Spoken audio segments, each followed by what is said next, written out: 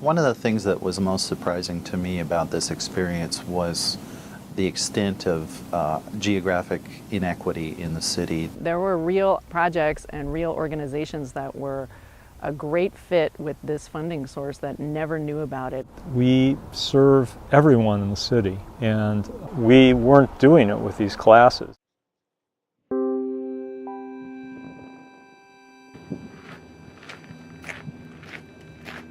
When people talk about the services that we provide in SPU, a lot of times they only think about the fact that they turn on their tap water, the water comes out and goes down a drain and gets treated, and that their garbage, yard waste, and recycling gets picked up on a regular basis. A lot of the services that we offer actually have different impacts in different communities.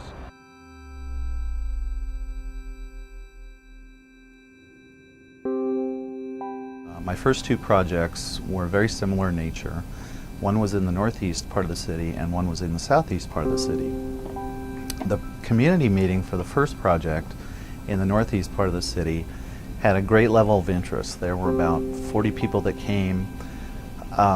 It was a mostly Caucasian neighborhood, and people wanted to know how their landscaping could be improved. Not only that the city was there making a public improvement, but that maybe there were private improvements that could be done as well. My second meeting, which was in the southeast part of the city, one African American family showed up. There was almost a sense of disbelief that the city was in their neighborhood doing a public project, and at the end of the meeting they asked how much extra they had to pay for the project. When I first started working on the King Conservation District grant program, what struck me was there was a very small distribution list. Most of the awardees had been from mainstream traditional conservation groups. We didn't know the geographic spread of the money, and the review process was very limited without specific review criteria that looked at where the money was being spent and the types of groups that were being funded.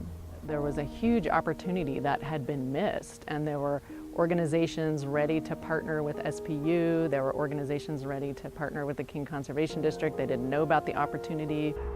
As a public utility, it's really our responsibility to account for all the differential experiences that our customers have with the utility, and to think, how can we provide greater access to our services?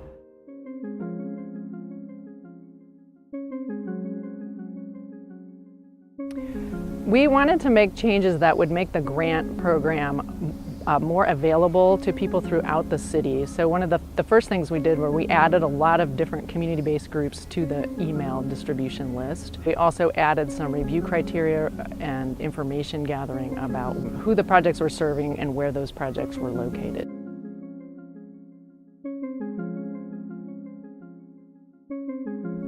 I knew that most of the Vietnamese in Seattle would be either Buddhist or Catholic, because those are the primary religions in Vietnam. So I targeted my outreach to those communities in Seattle. I got my toe in the door at Ko Lam Temple by walking around the grounds and finding someone that spoke English. And he told Master An what I had said I'd be interested in doing, presenting classes on vegetable gardening and on fixing leaks around the home. And Master An was indeed interested in these classes being presented at the temple. Even though it may seem like a very small step, just reaching out to coworkers or community members that may have a perspective that is different from your own can actually really help build a more inclusive plan. I think there are opportunities to embed service equity in almost everything we do, and some of them might not seem obvious, but I think all of us touch service equity in ways that we might not realize. We have to ask some critical questions about what we do. Who historically has been participating in your process? Who comes to the table to talk to us on a routine basis? Who's not in the room?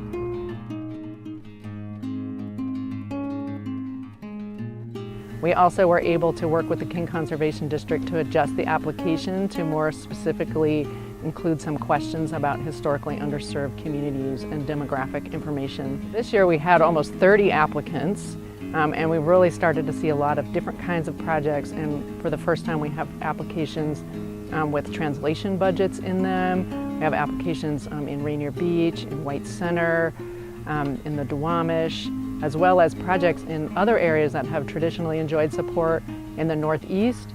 But they also now include more service equity components in their own outreach projects. We're all in this together. We can ask each other for help. We can bring people to the table who are not normally present to participate in a planning process that really enriches the product that we are trying to deliver.